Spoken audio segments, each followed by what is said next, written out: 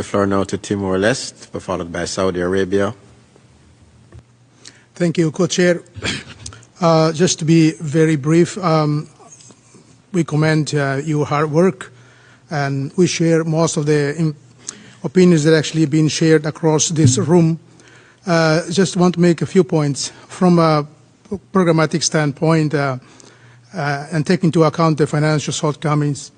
I think we need to actually concentrate on certain programmatic issues when it comes to this reform, apart from what has been said in the report of the Secretary General.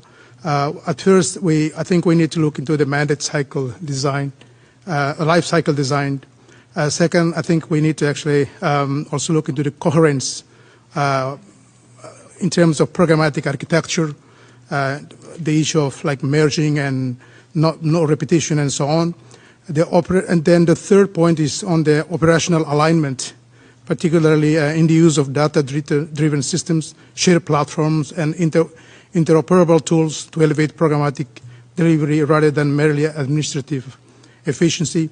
And then we also actually have to, I think, take into account the adaptive programming, particularly in terms of mandates and programs that has to be responsive and evolving with the evolving realities. And also looking into issues of capacity building and localization, particularly in the less developed countries. In summary, co-chairs, just to comply with what my colleague from Vietnam has said, I mean, the UN80 program agenda is about doing things differently.